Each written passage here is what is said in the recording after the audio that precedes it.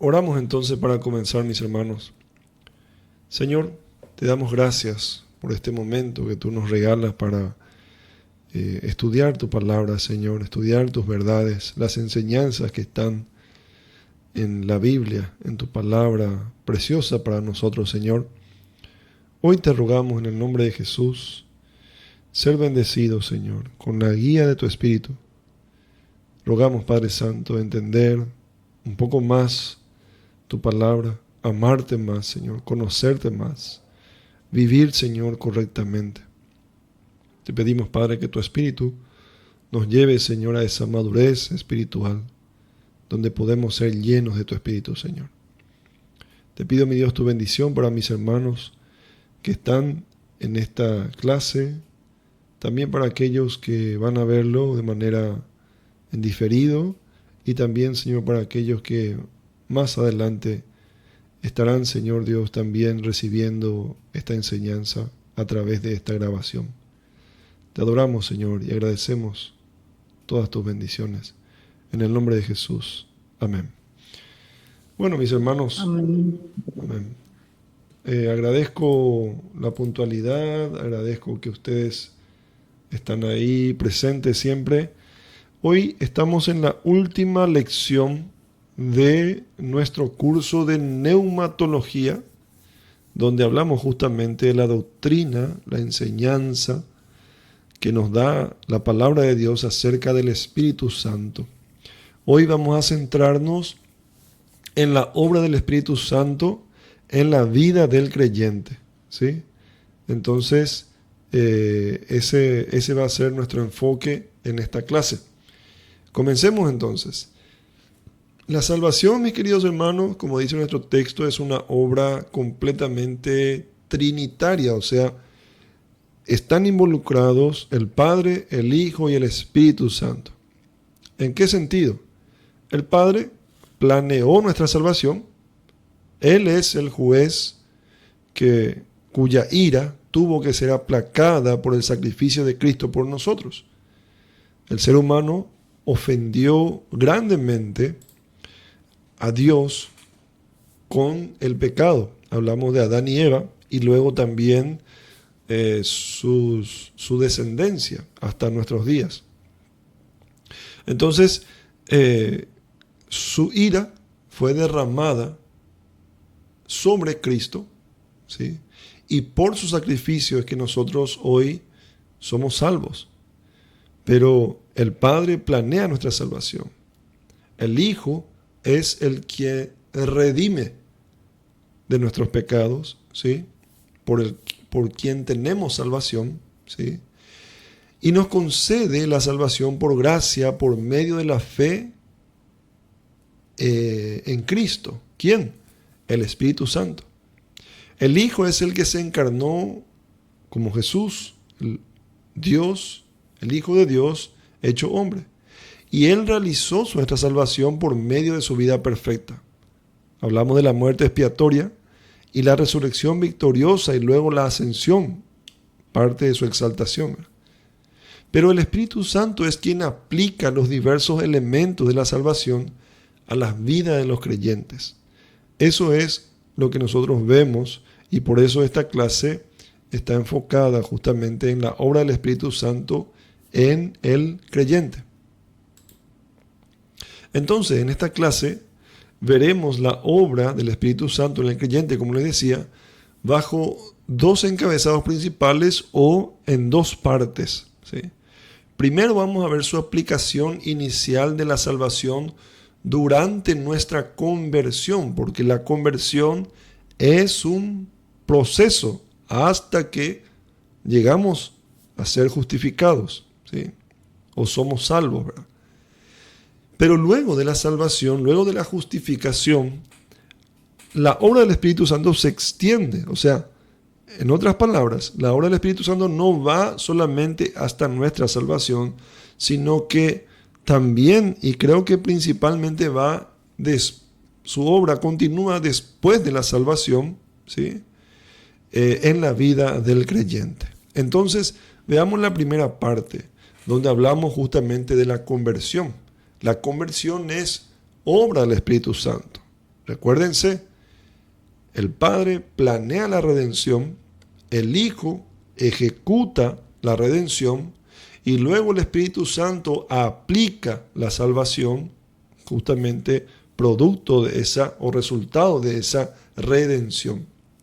Entonces, cuando hablamos de la conversión, estamos hablando de que algo cambia de una cosa a otra, hay una conversión, algo se convierte de un estado a otro estado o de una cosa a otra cosa, ¿sí?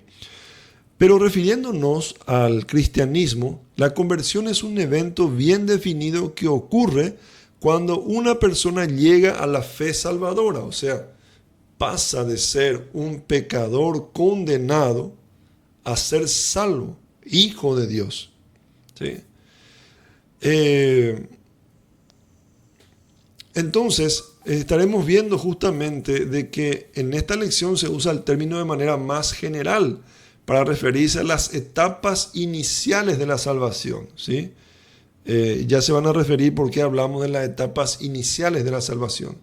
Independientemente de cómo las experimente una persona, cada historia de conversión es un poco diferente, así que no se intenta poner a todo el mundo en una categoría específica. O sea, Dios, no podemos nosotros encasillar a Dios, porque Dios es infinito, todopoderoso, Él es trascendente, ¿sí? Omnisciente, tiene todos los recursos, tiene toda la sabiduría, Él puede obrar de diferentes maneras para salvar a las personas, ¿sí? Solamente que en un objetivo didáctico, ¿sí? O digamos pedagógicamente práctico, podríamos decirlo, ¿verdad? Si cabe la expresión, tratamos nosotros de definir cada momento de la salvación, desde las etapas iniciales hasta lo que es después de la salvación. Pero eso no quiere decir de que las cosas, de que con cada persona sucede todo de la misma manera, ¿sí?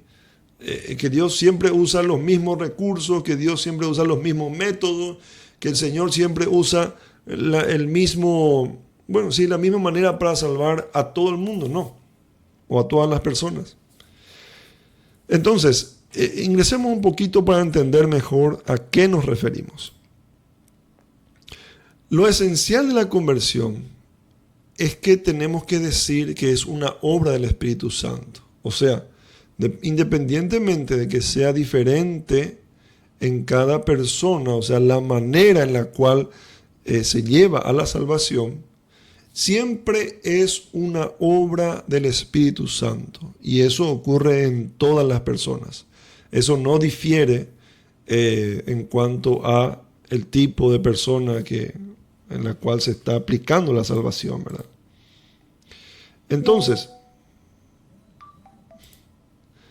Entonces, el Espíritu Santo es el que produce la conversión en la persona. Él es quien nos atrae, ¿sí? ¿Hacia dónde? Hacia Cristo. Y enseguida vamos a ver por qué decimos eso. Nos convence de pecado, nos hace ver nuestra necesidad de salvación. Antes, cuando estábamos muertos en el pecado, nosotros no éramos capaces de ver lo que el Espíritu Santo puede hacer. No éramos capaces de hacer nada bueno ni de ver nuestra necesidad de ser salvos, ¿sí? Posterior, Él nos da la verdadera fe, que consiste en confiar en Jesús y reconocer que eso es lo que necesitamos para ser salvos. Entonces, en la conversión, el Espíritu Santo realiza varias obras en nosotros. Y vamos a hablar de 4 aspectos importantes de su obra que nos lleva a la conversión. O sea, usted, para entender mejor este punto, debe posicionarse en el momento en el cual usted era un pecador inconverso. En ese momento en el cual usted estaba muerto en pecado. Yo creo que ese es un momento en el cual nosotros tenemos en la memoria porque no queremos volver a ese momento, no queremos volver a esos tiempos, ¿verdad? Pero, ¿qué pasó en su vida? ¿Cómo usted pasó de ser un incrédulo y pecador condenado a ser un creyente, salvo e hijo de Dios. Ya sabemos ahora que fue por obra del Espíritu Santo. Nosotros no tuvimos nada que ver ahí, ¿verdad? Pero hubieron etapas que nos llevaron a la conversión. Esas etapas, mis queridos hermanos, pueden durar toda una vida, pueden durar años, pueden durar meses o pueden durar días también. Por eso es que yo les decía recién de que la manera y el tiempo en que el Espíritu Santo obra en cada persona es diferente. Entonces hablemos de la conversión. El primer paso que nosotros entendemos de la conversión es la regeneración, ¿sí? Cuando hablamos de regeneración estamos hablando de una recreación, no de recreo, sino que de crear una nueva creación o un renacimiento. Jesús habla eso en Juan capítulo 3, donde le dice a Nicodemo, es necesario nacer de nuevo. O sea, es un renacimiento, un renacer, un nacer de nuevo, ¿sí? La regeneración se define como el acontecimiento en el cual un ser humano, ¿sí?, pasa de un estado de muerte espiritual a un estado de vida espiritual. Por eso hablamos de una nueva creación o recreación, hablamos de renacimiento, un nuevo nacimiento. Pasa entonces de muerte espiritual a vida espiritual, ¿sí? Todas las personas nacen en un estado de muerte espiritual. Ese es el primer nacimiento, ¿sí? Nacimiento en la carne, ¿sí? Permanecen espiritualmente muertas a menos que el Espíritu Santo las regenere, ¿verdad? Todas las personas naturalmente nacen espiritualmente muertos, ¿se entiende? Y permanecen en ese estado de muerte espiritual a menos que el Espíritu Santo comience en ellos una obra de regeneración. Pero es el Espíritu Santo quien comienza, no surge de la persona. Esto forma parte de una de las doctrinas muy importantes de los reformadores, donde hablaban de la total depravación del ser humano. ¿Qué significa eso? El ser humano nace completamente depravado, incapacitado completamente para hacer algo bueno. De algo muerto no puede nacer o no puede surgir algo vivo, no puede surgir vida. Éramos como ese valle de huesos secos, ¿sí?, sin ninguna chispa, ninguna pizca de vida. Pero el Espíritu Santo es quien da vida. El Espíritu Santo es quien regenera y a ese proceso le llamamos la regeneración. Cuando hablamos de esta muerte espiritual, es aquella que es heredada de Adán y Eva, o sea, del pecado original, ¿sí? Los primeros que cayeron en el pecado. Ellos pecaron en el jardín del Edén y Dios maldijo a toda la humanidad con la muerte física y espiritual, que forma parte de la advertencia que Dios le había dado a Adán y Eva, que si ellos desobedecían y comían del árbol prohibido, ellos morirían. Y el enemigo, Satanás, les engaña a ellos y le dice, no van a morir, sino que van a ser como Dios, en otras palabras. Entonces, ellos fueron engañados, pero el Señor justamente no engaña, ¿sí? Y de acuerdo a su advertencia es donde se ejecuta el castigo a toda la humanidad. Y toda la humanidad, ¿por qué? Porque somos descendientes de Adán y Eva.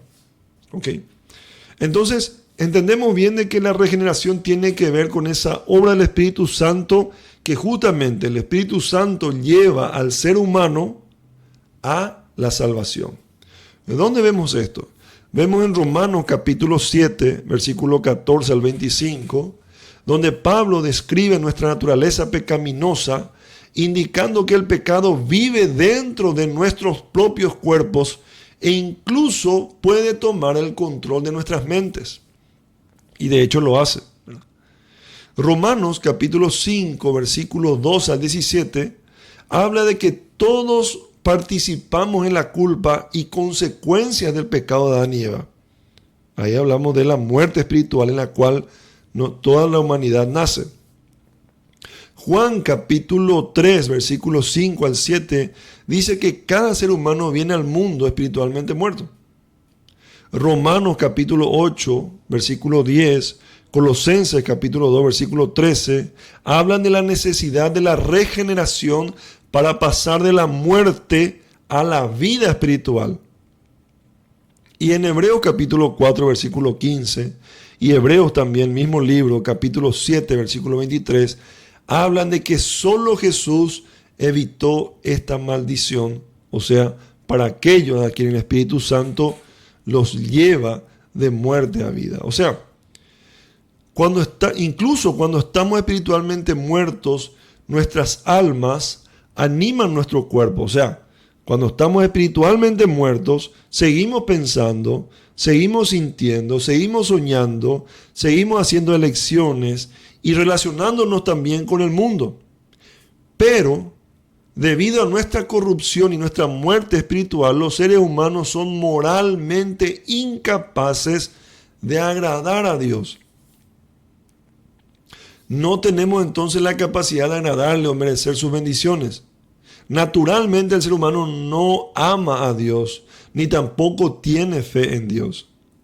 Todo lo que hacemos de nuestra naturaleza caída fluye de nuestros corazones y motivaciones pecaminosas. Entonces, merecemos justamente su ira y necesitamos desesperadamente la salvación. Este problema de la muerte espiritual está resumido en documentos como, por ejemplo, yo les menciono para que ustedes puedan luego investigar, los cánones de Dort, ¿sí? Es un documento que se hizo en 1619. Ahí explica lo que la Biblia dice, que todos estamos naturalmente inclinados al mal. O sea, todo ser humano nace inclinado al mal y espiritualmente está incapacitado para cualquier bien verdadero y salvador. Y esto, mis hermanos, ¿por qué hago hincapié en esto? Porque hay diferentes doctrinas de la salvación donde si uno estudia bien esa teología o esa soteriología, llamamos nosotros cuando es teología enfocada a la salvación, se van a dar cuenta de que algunos de ellos dan a entender de que el ser humano tiene cierta injerencia dentro de nuestra salvación. O sea, yo tengo algo que ver en mi salvación. Yo puedo hacer algo por salvarme, o mi salvación es resultado de algo que yo hice o de que cada ser humano puede hacer. Pero eso, mis hermanos, a la luz de la palabra del Señor, entendemos de que es una enseñanza completamente falsa. La salvación humana no es sinergista, o sea, no es que el ser humano trabaja en conjunto con el Espíritu Santo y los dos logran la salvación, no. Hablamos de que la salvación es monergista. ¿Qué significa eso? Que es obra solamente del Espíritu Santo. Es trabajo solo del Espíritu Santo. Y Él salva a quien Él ha destinado salvar. Entonces, la regeneración es una obra crucial del Espíritu Santo en la vida del creyente, donde nos transforma de un estado de muerte espiritual a un estado de vida espiritual y nos capacita para responder a Dios con fe y con obediencia. Amén.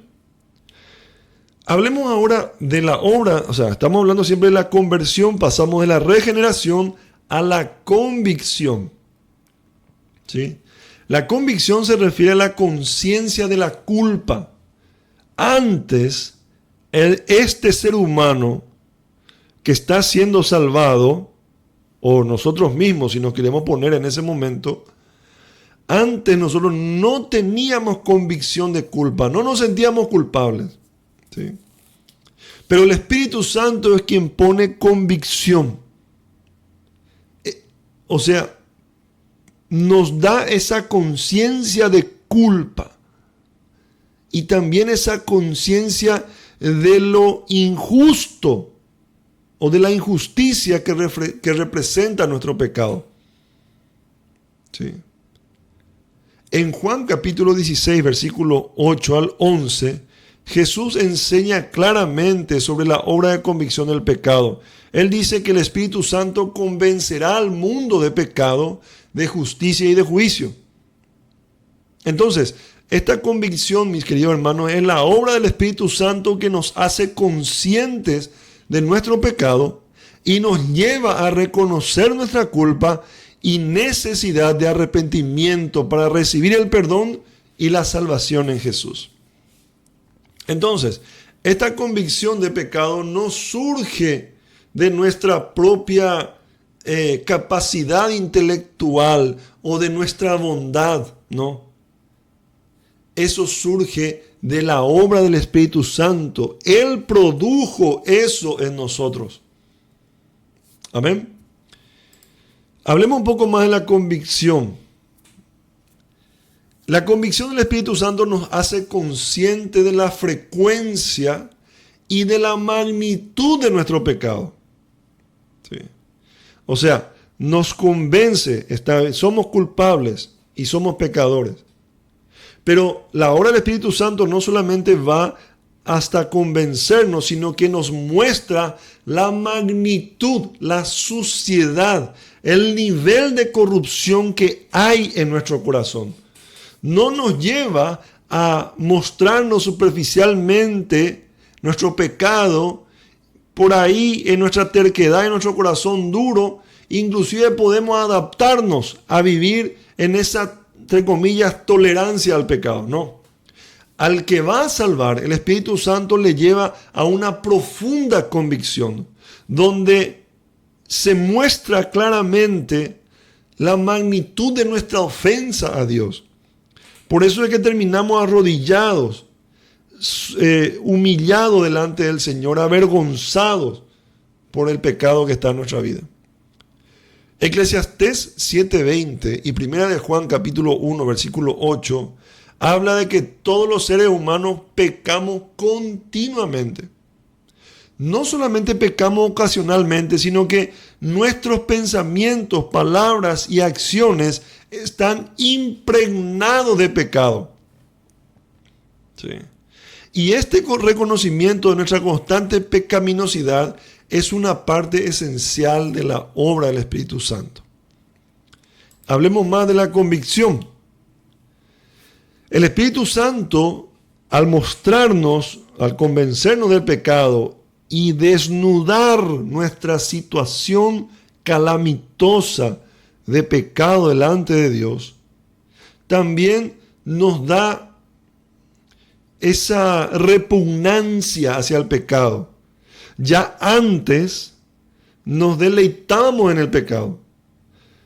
Gracias a la obra del Espíritu Santo, lo que empezamos a sentir es una repulsividad. Ya no aceptamos el pecado en nuestra vida. Tenemos que luchar. Es cierto, seguimos cometiendo pecado, pero ese pecado ya no nos causa gracia, ya no nos causa placer, sino que nos causa repugnancia.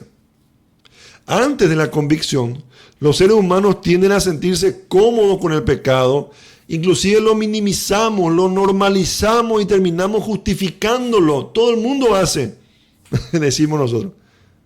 Pero el Espíritu Santo nos lleva a ver el pecado como Dios lo ve. Una corrupción horrible de lo verdadero, lo bello y lo bueno. El Espíritu Santo nos lleva a ver lo ofensivo, la ofensa tan grande que es el pecado para Dios. Entonces produce esta repulsión hacia el pecado. Y esto es una parte importante de la obra de la convicción porque nos mueve al arrepentimiento. Y no solamente al arrepentimiento para salvación, sino que a un continuo arrepentimiento. ¿Por qué? Porque después de la salvación, después de la justificación del ser humano, de la persona, seguimos todavía luchando contra el pecado. Amén. Por eso en nuestras oraciones nosotros tenemos que orar pidiendo al Espíritu Santo que esa repulsión, esa repugnancia hacia el pecado crezca en nuestra vida, para no sentirnos cómodos, para no dejarlo pasar. Sigamos hablando de la convicción. El pecado no solo es preponderante y repulsivo gracias a la obra del Espíritu Santo, sino también es ofensivo a Dios.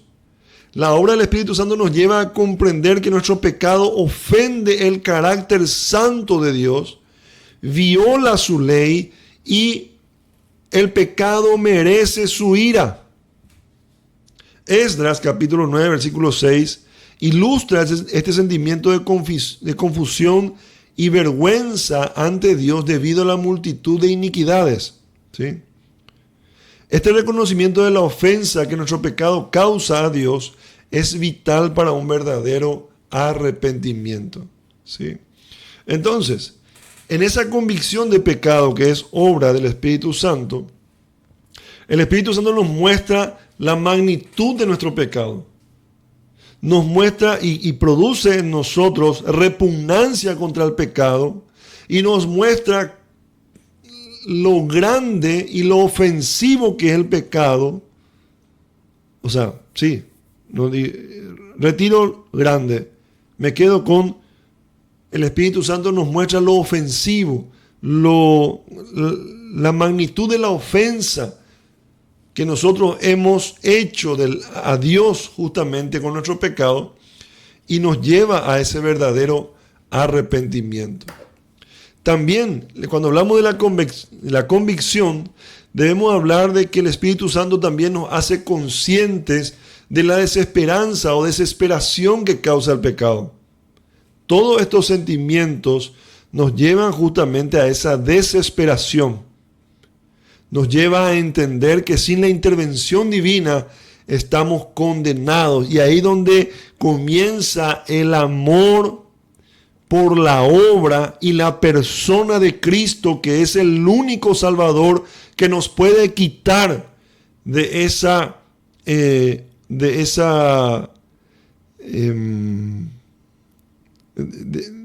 ese pecado que nos causa, por la obra del Espíritu Santo, digo, nuevamente, nos causa tanto dolor. ¿Se dan cuenta, mis hermanos, que esto no es natural del ser humano? Esto siempre es una obra del Espíritu Santo que nos lleva a un punto tal de desesperación que lo único que nosotros queremos es aquello que el Evangelio nos ofrece, la salvación de Cristo. Llegamos a un punto tal de desesperación que solamente nos aferramos a Cristo. Como aquellos que escucharon la predicación de Pedro en Hechos capítulo 2, si no me equivoco, y dijeron: grande es nuestro dolor, ¿qué podemos hacer ahora? ¿Verdad? Mis hermanos queridos, nosotros pasamos también por eso. Entonces, este sentimiento de desesperación es necesario para que busquemos la salvación en Cristo. Si no, de otra manera, no vamos nosotros a valorar, no vamos a amar tampoco la obra de Cristo.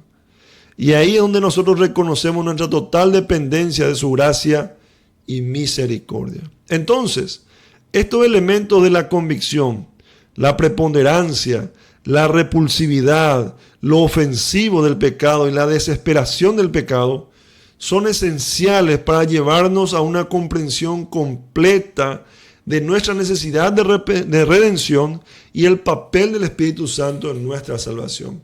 Y esto lo hace el Espíritu Santo. Ahora, pasamos ahora de la conversión pasamos nosotros de la convicción, ¿sí?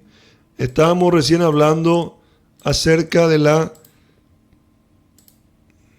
regeneración pasamos a la convicción y luego hablemos ahora de la justificación. ¿Sí? ¿Qué es la justificación? Se refiere a la declaración legal de Dios, el juez supremo, de absolver a un pecador de la culpabilidad de su pecado y le acredita con la justicia de Cristo. Se dan cuenta de que en la justificación es donde ocurre la salvación.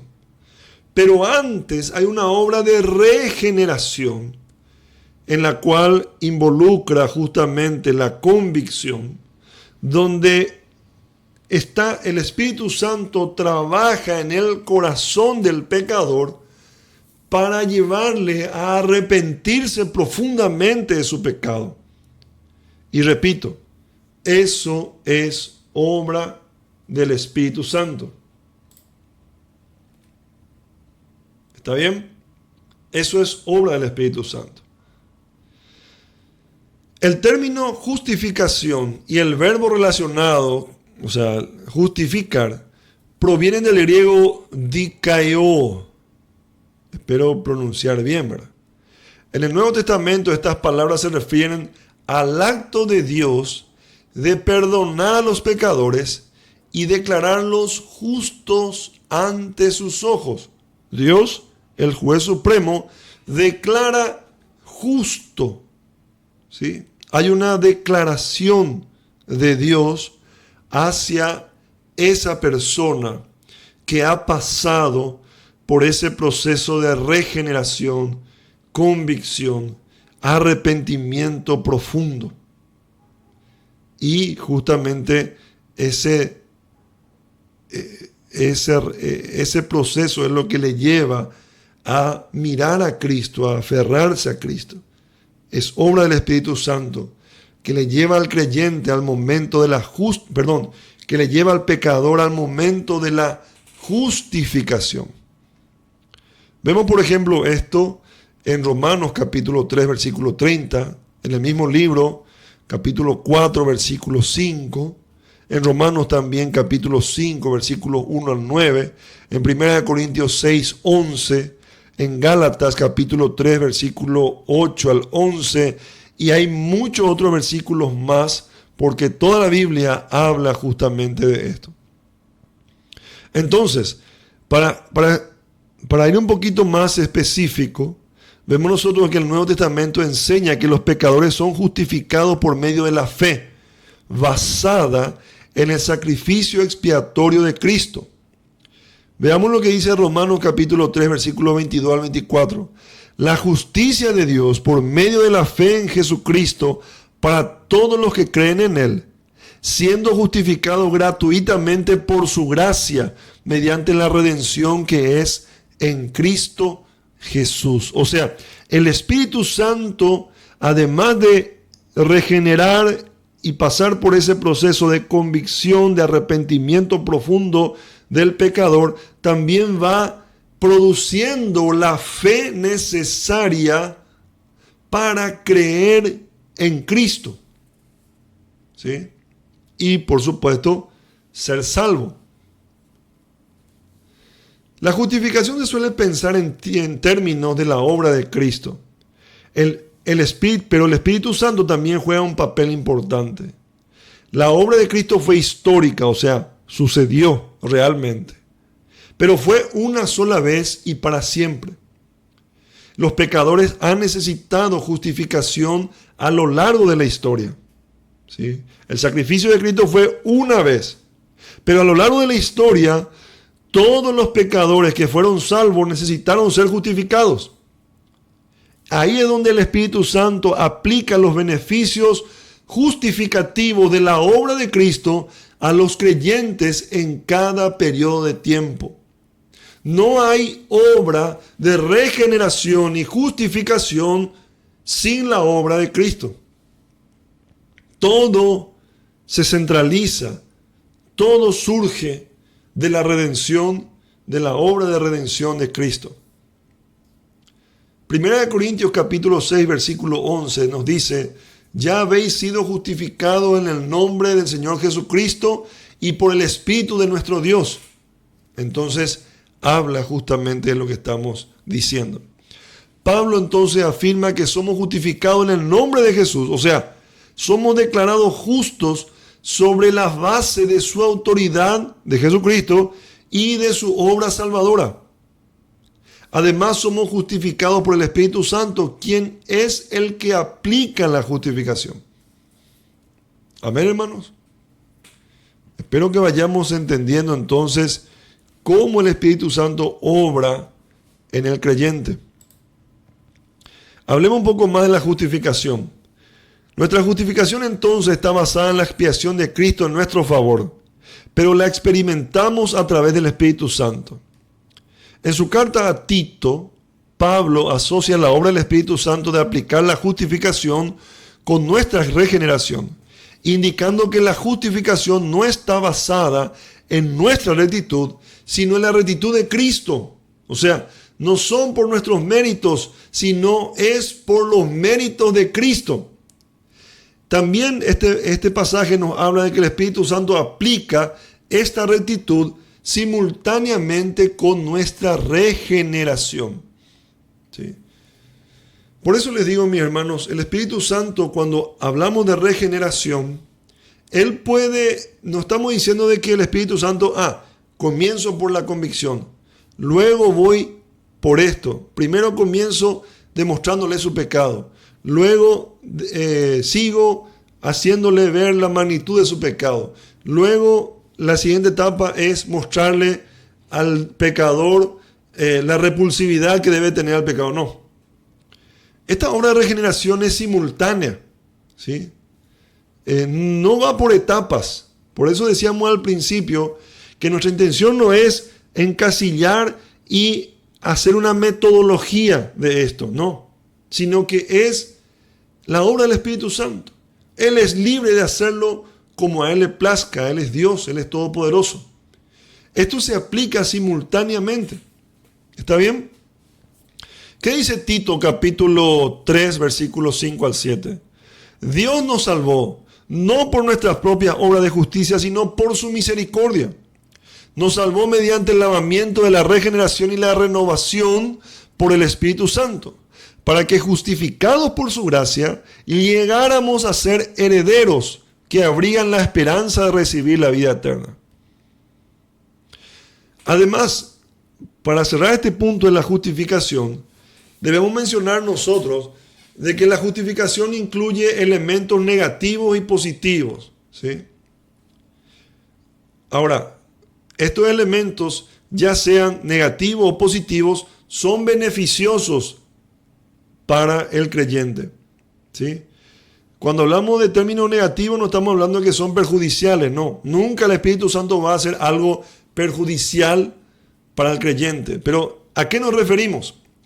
En el lado negativo vemos nosotros de que su obra, ¿verdad?, de la justificación anula nuestra culpa, ¿sí? Por eso decimos negativo, o sea, lo que hace es anular nuestra culpa, perdonando nuestros pecados, para que ya no estemos sujetos a la condenación de Dios. Por eso le decía, sea negativo o positivo, es beneficioso para nosotros. ¿Por qué? Porque en el lado negativo, ¿qué es lo que hace? Es cancelar, anula nuestra culpa de nuestros pecados, para que no estemos sujetos a la condenación de Dios. O sea, la participación del Espíritu Santo en el perdón de nuestros pecados se menciona en 1 Corintios capítulo 6, versículo 11, en Tito también, el pasaje que acabamos de leer, capítulo 3, versículo 5. En el lado positivo, la justificación nos declara justos delante de Dios, otorgándonos derecho a una herencia eterna con todos sus beneficios asociados. O sea, por el lado negativo, ¿qué es lo que hace? Nos quita la culpa, nos resta la culpa. Nos quita, no hablamos de restar, hablamos de anular completamente la culpa. Ya no hay culpa para los que son salvos en Cristo. Y por el lado positivo, ¿sí?, nos declara justos delante de Dios. O sea, por un lado nos anula la culpa y con esa obra simultánea de anular la culpa nos declara justos delante de Dios. No hay un estado intermedio. O somos culpables, ¿sí?, y condenados, o nuestra culpa es anulada y declarados justos delante de Dios. Y eso es lo que hace el Espíritu Santo. Entonces, al declararnos justos ante Dios, nos otorga derecho a una herencia eterna con todos sus beneficios asociados. ¿Sí? Efesios capítulo 1, versículos 13 al 14 dice: habiendo creído en Él, fuisteis sellados en Cristo, ¿verdad?, con el Espíritu Santo de la promesa, que es las arras de nuestra herencia. O sea, esta herencia incluye todas las bendiciones de la salvación. Por ejemplo, santidad, adopción, redención, perdón y las riquezas de la gracia de Dios. Amén. Esto es obra del Espíritu Santo. Entonces, en la justificación, nuestra culpa es anulada. Ya no estamos condenados. Y también somos declarados justos. Por eso se dice la palabra justificación. Somos declarados justos. Y ahí también se nos otorga derecho a una herencia eterna con todos los beneficios que Cristo obtuvo para el creyente. Amén. Sigamos. Ahora pasamos de la justificación a la santificación. La santificación, podemos decir en términos simples, es el acto de hacer a las personas y las cosas santas. ¿Sí? En este caso, hacer a las personas santas. La obra de santificación del Espíritu Santo incluye separar a las personas para Dios. No solamente separarlas, sino purificarlas y hacerlas aptas para vivir en la gloria de Dios. Cuando la Biblia describe a Dios como santo, se refiere a un concepto que significa principalmente que Dios es distinto, es separado de todo lo que no es santo. La santidad de Dios enfatiza que Dios es divino y que todos los atributos y características que asociamos con Dios son completamente distintos de los seres humanos y las criaturas, por supuesto, en la creación. De manera similar, cuando hablamos de la santidad de los individuos, nos referimos a personas que se separan de la pecaminosidad para volverse más parecidas a Dios, a quien desean servir. Las Escrituras usan la palabra santificación de diferentes maneras. Los teólogos reconocen múltiples tipos o aspectos de la santificación. El tipo de santificación que el Espíritu Santo nos aplica en la conversión a veces se llama santificación definitiva, ¿sí? Y yo quiero que podamos nosotros entender estos términos teológicos. Santificación definitiva. ¿Por qué? Porque es un evento de una sola vez más que un proceso continuo. O sea, en nuestra conversión, que ya estuvimos nosotros describiendo, el Espíritu Santo nos distingue, o sea, nos separa y nos purifica uniéndonos a Cristo. Por eso hablamos de una santificación definitiva, porque nos une de una vez y para siempre con Cristo. O sea, para eso tenemos que ser santificados, ¿verdad? Porque Jesús mismo está perfectamente santificado. O sea, Jesús es perfectamente puro y sin pecado. Y para que nosotros nos unamos a Cristo, debemos también ser perfectamente puros y sin pecado. Y eso es lo que hace el Espíritu Santo. Por eso hablamos de una santificación definitiva en el momento de la salvación. En minutos más vamos a estar hablando sobre la santificación progresiva, que también es un término teológico que tenemos que tener en cuenta cuando hablamos de santificación. Pero para ser salvos hemos sido justificados, o sea, hemos sido declarados justos Hemos sido declarados santos delante de Dios. La palabra de Dios también llama a los justos, los llama santos. ¿Sí? El apóstol Pablo usó muchas veces estos dos términos como sinónimo, indistintamente para referirse a lo mismo. Por un lado llamaba justos y por otro lado llamaba santos. ¿Sí? Entonces entendemos nosotros de que hay una santificación definitiva de una vez y para siempre, declarados justos, declarados santos delante de Dios. ¿Sí? Cristo habla justamente de esto en su oración que Él hace por nosotros al Padre en Juan capítulo 17, versículo 19. Juan 17 para mí es el capítulo más hermoso que existe en toda la Biblia. Jesucristo dice así: y por ellos yo me santifico a mí mismo, para que también ellos sean santificados en la verdad. O sea, nosotros somos declarados santos definitivamente, no por nuestros méritos, sino por los méritos de Cristo, que se santificó a sí mismo. En otras palabras, Dios Padre nos mira a nosotros a través de Cristo. Hoy en día, luego de la conversión, luego de haber pasado por la regeneración, ¿verdad? Y ser declarados justos. Dios Padre nos mira a través de Cristo, y si nos mira a través de Cristo, ¿qué ve? Ve pura santidad, ve pura perfección, ve pura justicia. Así nos ve Dios. Entonces vemos nosotros de que la santificación de Jesús es necesaria para nuestra santificación, porque nuestra santificación fluye de su santificación. Es lo que nos dice Juan capítulo 17, versículo 19. Pero también esto nos habla en 1 Corintios capítulo 1, versículos 30. Dice: Cristo Jesús, el cual nos ha sido hecho santificación. ¿Sí? Otros pasajes también abordan esta enseñanza. Por ejemplo, 1 Corintios capítulo 6, versículo 11. Hebreos capítulo 10, versículo 10. A través de la santificación definitiva, entonces, nuestro Señor Jesús se convierte en la fuente de nuestra santidad, de nuestra vida y fortaleza espiritual, ahora y más adelante en nuestra vida física y en la resurrección general. Amén.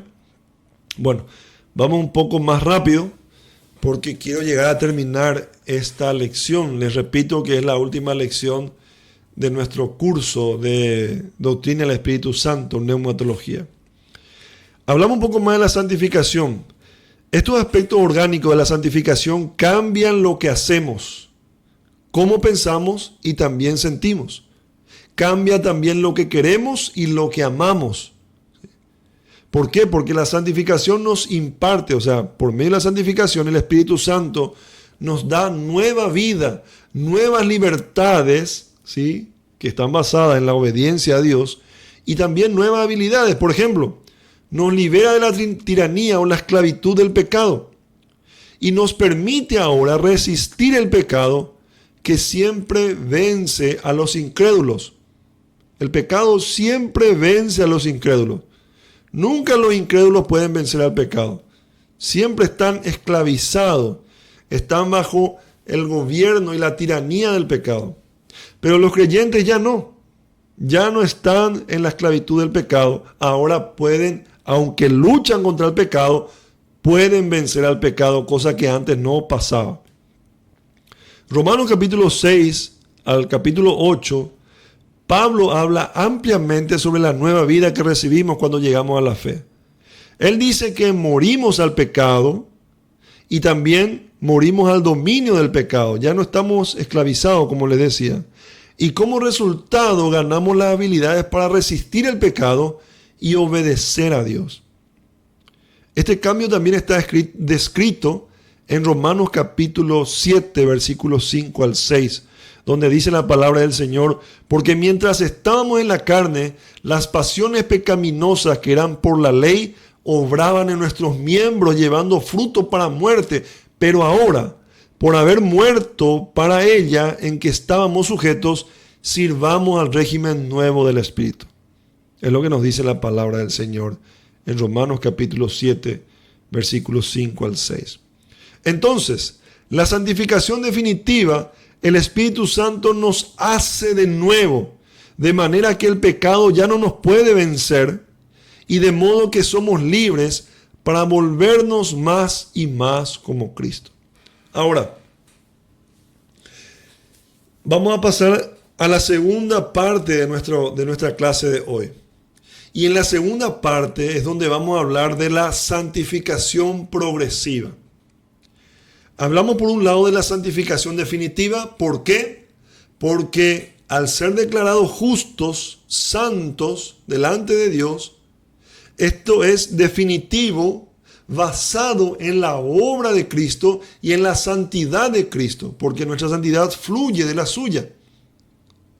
Pero también hay que tocar otro aspecto de la santificación, que es aquella que llamamos la santificación progresiva. ¿Sí? Este proceso dura toda la vida. ¿Por qué? Porque el pecado continúa afectándonos.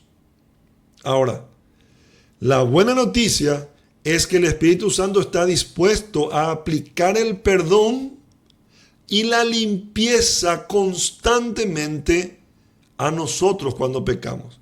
O sea, el creyente, justamente que es salvo, tiene esa garantía que el incrédulo no lo tiene. Aunque debemos nosotros luchar contra el pecado, muchas veces vamos a caer en el pecado, pero tenemos la garantía del perdón y la limpieza del pecado a través de la obra del Espíritu Santo. Y eso es algo seguro. ¿Sí?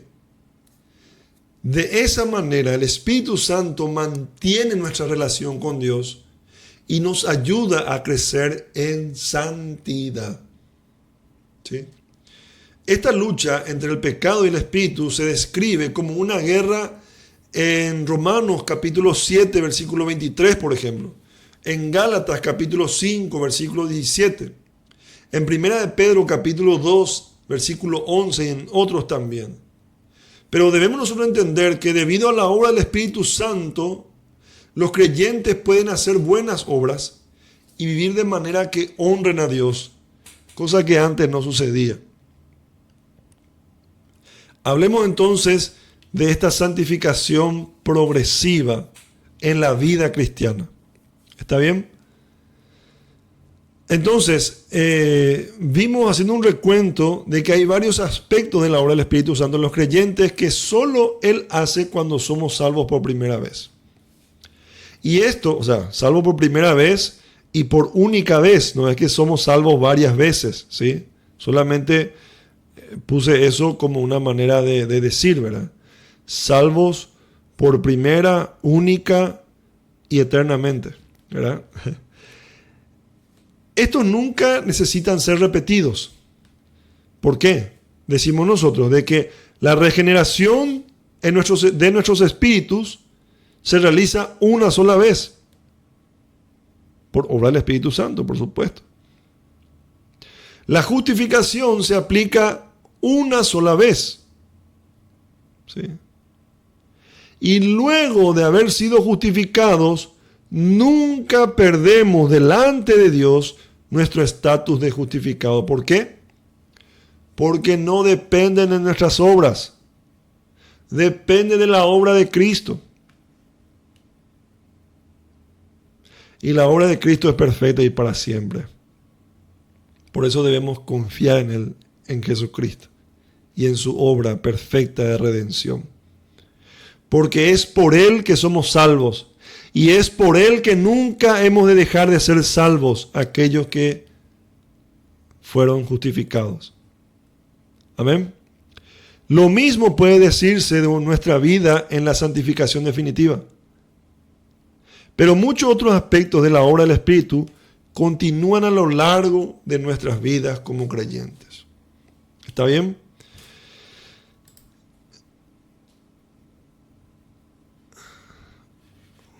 Ahí está. Entonces, cuando hablamos de la santificación progresiva, debemos hablar nosotros de la morada del Espíritu Santo. Y cuando hablamos de la morada del Espíritu Santo, nos estamos refiriendo a su presencia especial dentro de y en unión espiritual con los creyentes. O sea, el Espíritu Santo vive en el creyente y en unidad con el creyente. A pesar de que el Espíritu Santo es omnipresente y existe en todas partes al mismo tiempo, no manifiesta su presencia de la misma manera en todos los lugares y tiempos. La morada en los creyentes es una de las formas más personales, íntimas y poderosas en la que el Espíritu manifiesta su presencia. Es una relación profunda, íntima, verdadera con el creyente. Una de las realidades más sorprendentes sobre la salvación es que Dios mismo vive dentro de nosotros. Una vez que el Espíritu Santo nos santifica, en nuestra conversión, en esa santificación definitiva, nos convertimos en recipientes valiosos para su presencia. Debido a su gran amor por nosotros y su deseo de influir en nuestros corazones y mentes para lo mejor, el Espíritu vive dentro de nosotros y nunca nos abandona. Somos morada del Espíritu Santo. Entonces entendemos nosotros de que el Espíritu Santo no solo regenera nuestro espíritu y luego nos deja a nuestra propia suerte, como se dice. No. La obra del Espíritu Santo no va solamente hasta la regeneración. Luego de la regeneración, justificación, la salvación, Él reside dentro de nosotros, o sea, mora en nosotros, dando vida a nuestro espíritu. Y esto podemos ver en pasajes como por ejemplo en 1 Corintios capítulo 6, versículo 19, en 2 de Timoteo capítulo 1, versículo 14, en Santiago capítulo 4, versículo 6. Además también Romanos capítulo 8, versículos 9 al 11, explica cómo la presencia moradora del Espíritu Santo nos santifica. Veamos un poco de este versículo. Dice: y si alguno no tiene el Espíritu de Cristo, no es de él. Pero si Cristo está en vosotros, el cuerpo en verdad está muerto a causa del pecado, mas el Espíritu vive a causa de la justicia. Y si el Espíritu de aquel que levantó de los muertos a Jesús mora en vosotros, el que levantó de los muertos a Cristo Jesús vivificará también vuestros cuerpos mortales por su Espíritu que mora en vosotros. O sea, el Espíritu Santo nos vivifica. La morada del Espíritu Santo entonces nos da percepción espiritual, tanto cognitiva en la iluminación, como también emotiva o intuitiva, o sea, nos ilumina y nos da su guía interna.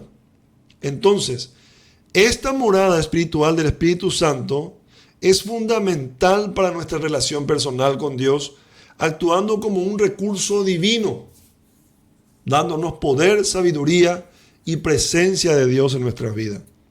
Estamos hablando en esta lección la obra del Espíritu Santo en el creyente.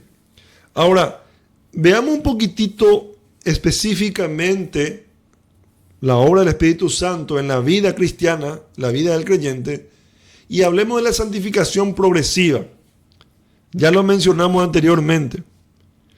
Cuando hablamos de santificación progresiva, difiere un poco de lo que es la santificación definitiva, pero forma parte. No significa que están apartados, alejados, no. Forman parte, solamente que para explicarlo de una mejor manera, de una manera más entendible, es donde ahora hablamos específicamente de la santificación progresiva. Cuando hablamos de santificación progresiva hablamos de un proceso, ¿sí?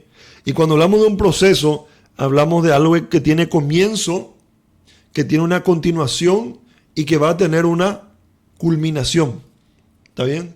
La santificación progresiva entonces es un proceso continuo en el cual el Espíritu Santo nos aplica el perdón y la limpieza de manera constante a medida que pecamos y nos aparta del pecado. Nos guía entonces hacia la rectitud. Este proceso nos permite crecer en obediencia a Dios a lo largo de nuestras vidas. Y a ese crecimiento le llamamos nosotros madurez espiritual. ¿Sí? La Biblia habla de la madurez espiritual en términos de ser llenos del Espíritu Santo. ¿Sí? O sea que cuando nosotros somos llenos del Espíritu Santo, cuando crecemos en la fe, cuando crecemos en la vida cristiana, nos volvemos más maduros. ¿Sí? Es lo que Pablo diferencia entre niños espirituales y la Biblia habla de ser llenos del Espíritu de Dios, o sea, ser maduros. Eso es obra del Espíritu Santo también. Y a eso nos referimos cuando hablamos de santificación progresiva. Entonces, hablemos un poco de esta santificación progresiva en la que justamente se enfoca en la madurez espiritual. Las Escrituras hacen referencia a la madurez espiritual como ir mejorando continuamente, ir creciendo continuamente a la madurez. Por ejemplo, Efesios capítulo 4, versículo 13, se menciona la meta de alcanzar la unidad de la fe y del conocimiento del Hijo de Dios hasta llegar a ser un hombre maduro. ¿Sí? Entonces, se entiende que la madurez en este versículo tiene mucho que ver con conocer a Cristo y vivir en unidad, no solamente con Cristo, sino que también con aquellos a los cuales Cristo ha salvado. ¿Sí? Colosenses capítulo 4, versículo 12 y Hebreos capítulo 5, versículo 14 también se enfatiza la importancia de la madurez. ¿Sí? Esta santificación progresiva no solamente abarca madurez, sino también esa madurez se ve en los frutos o en el fruto del Espíritu. ¿Por qué la Biblia habla del fruto del Espíritu y no de los frutos del Espíritu? El fruto del Espíritu es el resultado de la obra del Espíritu. Por eso habla del fruto del Espíritu, resultado de la obra del Espíritu. El proceso de santificación progresiva, ¿sí?, produce resultados espirituales en la vida de los creyentes. Santiago también habla de la fe y las obras. Y esto a menudo son escritos en la Escritura, o sea, son descritos en las Escrituras como fruto. Este concepto se encuentra en diversas enseñanzas de Jesús y los apóstoles. Por ejemplo, Jesús habla en el Evangelio de Juan, capítulo 15, versículos 1 al 16, habla de Jesús como la vid verdadera y nosotros siendo los pámpanos, que unidos a Él, nosotros crecemos, llegamos a la madurez espiritual y producimos fruto en nuestra espiritualidad, ¿verdad?, en nuestra vida cristiana. Gálatas capítulo 5, versículos 17 al 25, también nos habla de esto. El apóstol Pablo enumera el fruto del Espíritu y nos dice que el fruto del Espíritu es el fruto del Espíritu, no dice los frutos. Repito, el fruto del Espíritu: amor, gozo, paz, paciencia, benignidad, bondad, fe, mansedumbre y templanza. Estas cualidades reflejan la transformación interna que el Espíritu Santo ofrece en nosotros. Opera en nosotros. ¿Sí? Porque no es cuando el Espíritu Santo decide hacer algo con nosotros, no es un ofrecimiento. No es algo que uno puede decir sí o no. No es opcional. Es algo que el Espíritu Santo decide hacer. Nadie puede decirle que no, ni siquiera nosotros cuando quiere obrar en nosotros mismos. ¿Está bien? Él lo va a hacer porque Él es Dios, Él es soberano. Muy bien, entonces pasamos de la obra de santificación, hablando de la santificación progresiva, a otro aspecto de la obra del Espíritu Santo en la vida cristiana, que es la intercesión. El Espíritu Santo es intercesor perfecto, es nuestro intercesor divino. Dice, al igual que Jesucristo también como sacerdote, eso vimos en los cursos anteriores, ¿verdad? La intercesión es una de las obras del Espíritu Santo, descrita como algo de pedir al Padre en nombre de los creyentes. O sea, el Espíritu Santo intercede por nosotros. O sea, el Espíritu Santo está pidiendo al Padre cosas, ¿verdad? O bendiciones que justamente nos benefician a todos los creyentes. ¿Sí? Este papel es importante en la vida cristiana, o sea, la obra del Espíritu Santo. Es importante entender de que el Espíritu Santo intercede por nosotros de manera que no podemos expresar. Romanos 8, capítulo 8, versículos 26 al 27, dice lo siguiente.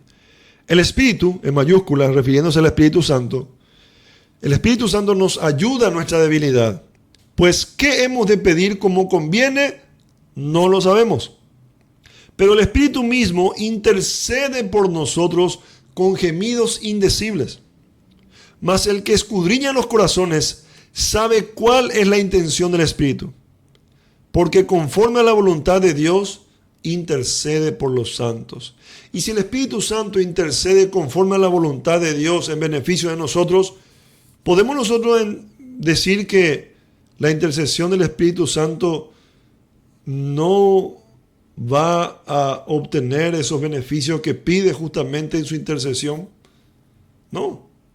Si intercede, y Él es Dios, conforme a la voluntad de Dios, entonces su intercesión llega de manera muy agradable a Dios mismo. El Espíritu Santo intercede por nosotros al corazón mismo de Dios. Gloria a Dios por eso. Entonces, veamos unos puntos claves de la intercesión del Espíritu Santo. La intercesión del Espíritu Santo nos ayuda a nuestra debilidad, entonces. Es lo que nos dice el versículo. Romanos 8, versículos 26 al 27. Quitamos la siguiente aplicación. Nos ayuda a nuestra debilidad. El Espíritu Santo nos asiste cuando no sabemos cómo orar. Inclusive cuando oramos. Dice la palabra de Dios que a veces oramos y no sabemos cómo pedir. Y Él nos ayuda en esa debilidad, en esa falencia. También el Espíritu Santo ve nuestras necesidades no expresadas y las comunica al Padre. Inclusive nuestra limitación humana, hay necesidades que no expresamos en la oración.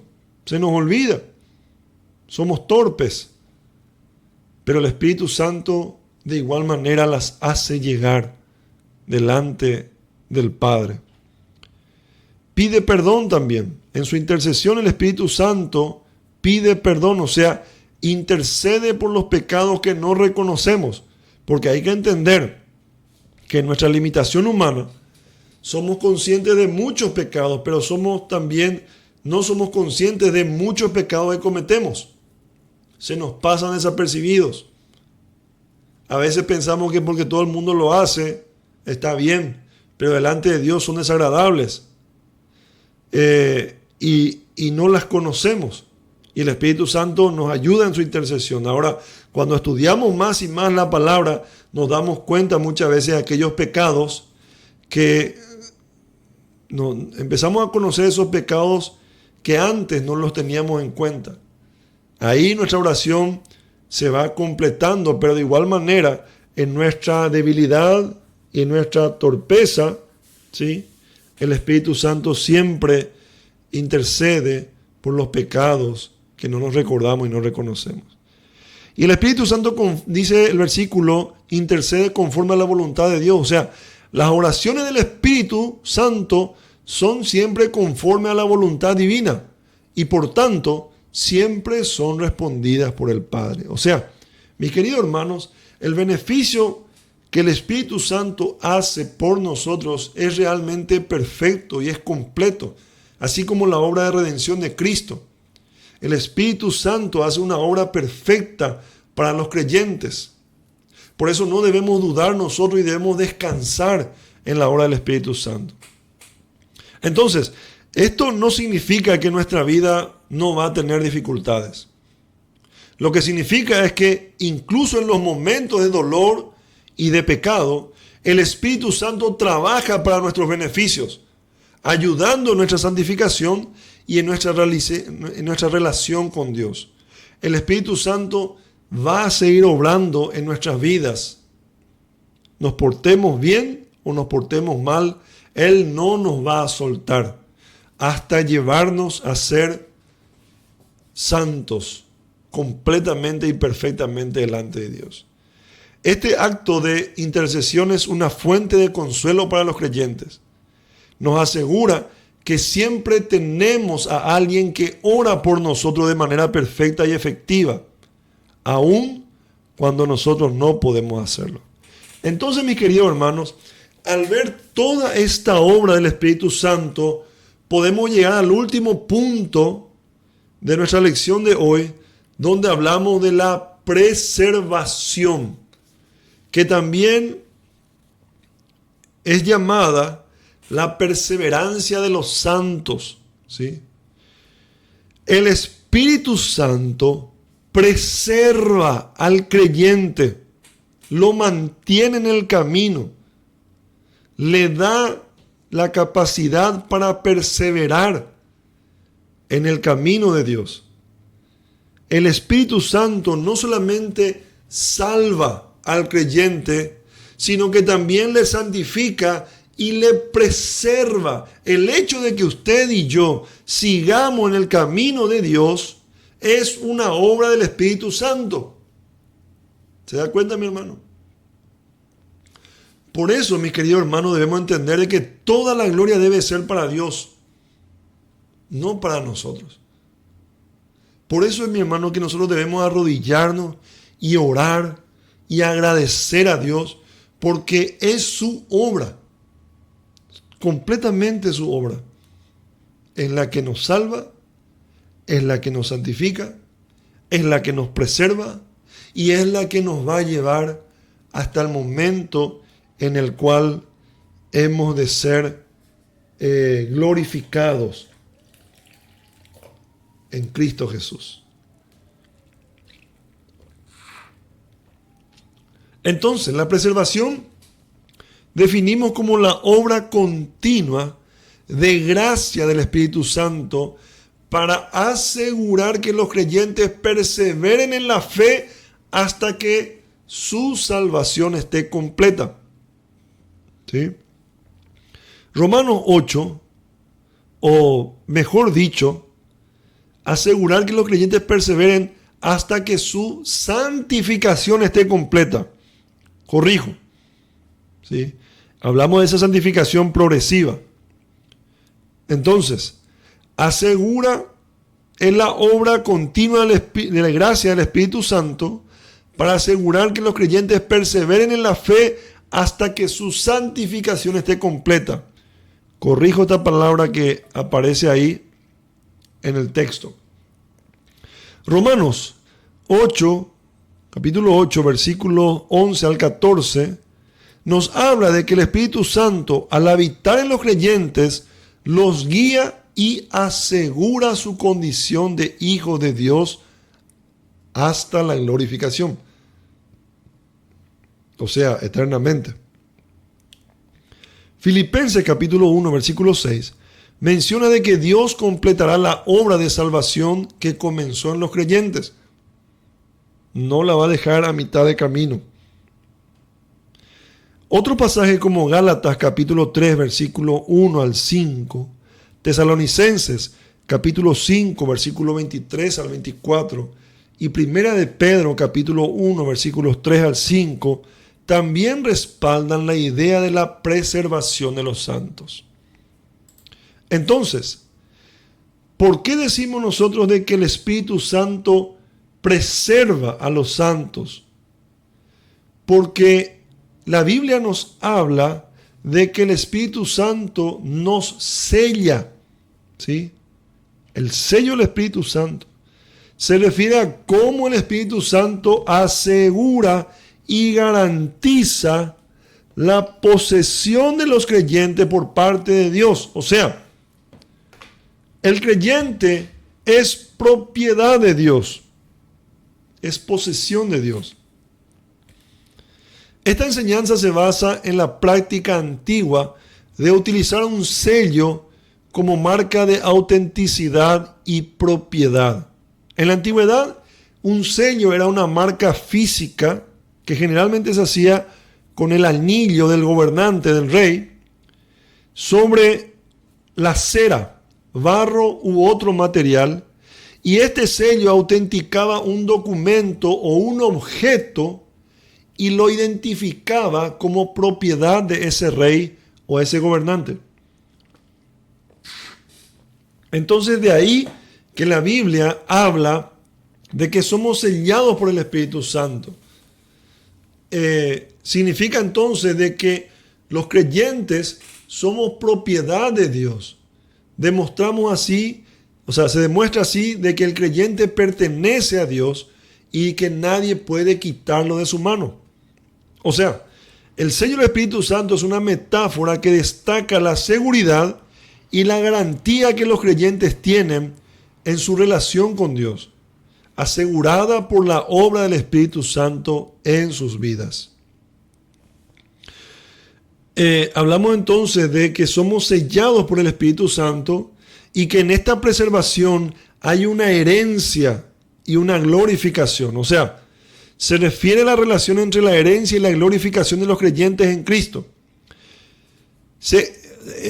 Lo que entendemos es de que al recibir al Espíritu Santo, los creyentes reciben la promesa también de Dios de una herencia futura que incluye la glorificación de sus cuerpos y su plena redención. ¿Sí? Efesios capítulo 1, versículos 13 al 14, Pablo describe lo siguiente: habiendo creído en Él, fuisteis sellados con el Espíritu Santo de la promesa. ¿Nos recuerda la promesa? Que es las arras de nuestra herencia hasta la redención de la posesión adquirida para alabanza de su gloria. Aquí las arras se refiere a un anticipo o una garantía de algo que va a suceder y que está por venir. En este caso, la completa redención y la glorificación de los creyentes. O sea, esta enseñanza nos dice que los creyentes no solo son marcados como propiedad de Dios, sino que también reciben la garantía de una herencia futura, que incluye la resurrección de sus cuerpos a un estado glorificado y de incorrupción, o sea, un estado incorruptible. Esta herencia se compara con lo que un hijo recibe de su padre, lo que enfatiza la redención íntima y filial entre los creyentes, o sea, que los creyentes tienen con Dios. ¿Sí? La obra del Espíritu Santo en los creyentes garantiza no solo su posición como hijo de Dios, sino también su futura glorificación y herencia en Cristo. Esto brinda a los creyentes confianza y esperanza en la seguridad de que su salvación, en la esperanza en la seguridad de su salvación y en la fidelidad de Dios para cumplir sus promesas. Entonces, mis queridos hermanos, esta preservación tiene mucho que ver con la fidelidad de Dios en cumplir sus promesas. Por eso, mis hermanos, es bueno que nunca nos olvidemos de la gracia de Dios. Porque cuando nos olvidamos de la gracia de Dios, ya empezamos a querer confiar en nuestra propia obra, en nuestra propia capacidad. Y ahí es donde perdemos completamente la esperanza. Nos olvidamos de las promesas de Dios y nos olvidamos también de la obra del Espíritu Santo en nuestras vidas. Pero cuando tenemos en cuenta la gracia de Dios que Cristo obtuvo para nosotros, nunca se nos va a olvidar esta obra del Espíritu Santo. Y nunca se nos va a olvidar la promesa y la fidelidad de Dios en cumplir todas sus promesas. Amén. No depende de nosotros, sino que depende de la fidelidad de Dios en cumplir todas sus promesas. Y el Señor nunca va a dejar de cumplir ninguna de sus promesas. Todo esto, mis queridos hermanos, nos debe dar confianza y nos debe dar paz. El Espíritu Santo, como habíamos dicho, vive dentro de los creyentes, asegurando que la salvación que han comenzado a experimentar nunca será perdida y los llevará a bendiciones aún mayores en el futuro. La obra preservadora del Espíritu Santo se relaciona con la permanencia o la perseverancia de los santos, que es un concepto teológico que enseña que aquellos que son verdaderamente salvos perseverarán en la fe hasta el final debido a la obra de Dios en sus vidas y no debido a la obra de ellos mismos.